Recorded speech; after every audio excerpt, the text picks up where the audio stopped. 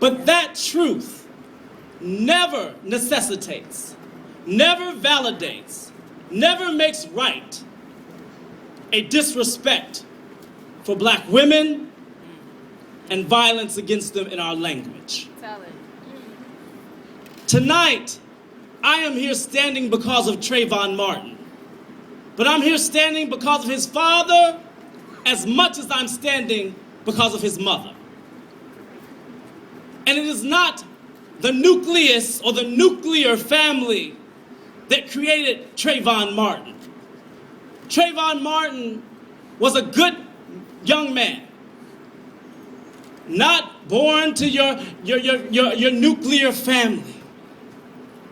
But in fact, he was born to parents who loved him, nurtured him, held him, taught him how to deal with the police brutality, that he knew to get on the phone when they were policing his body. His mother taught him that.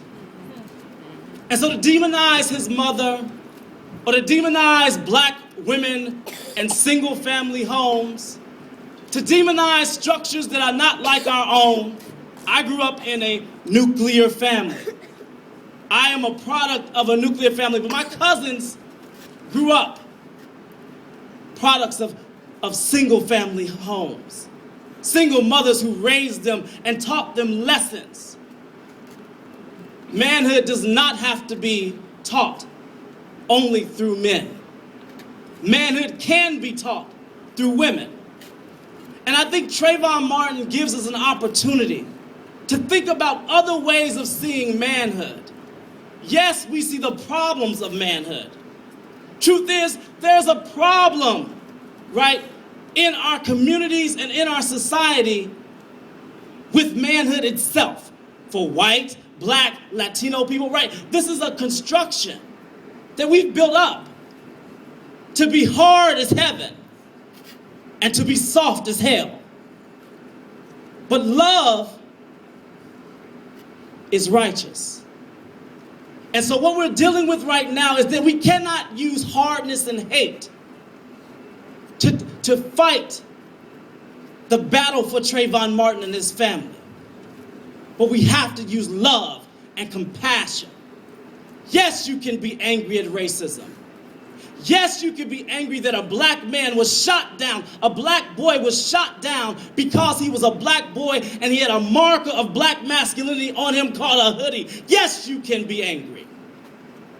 But that anger needs not to be projected towards our community.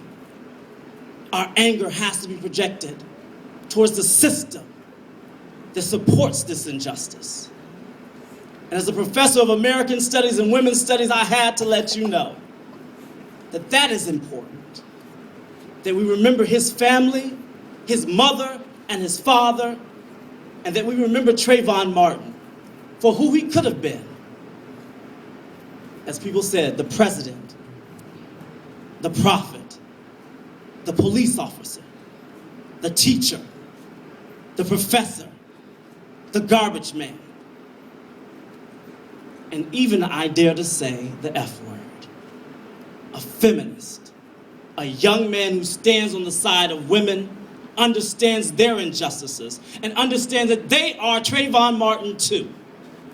That women every day walk up and down the street harassed and accosted, as do men, as do Iraqi women, Latino women, white women, as do gays and lesbians, even on this campus. We are on this campus, and you do have control. And represented here are all of those things I just named.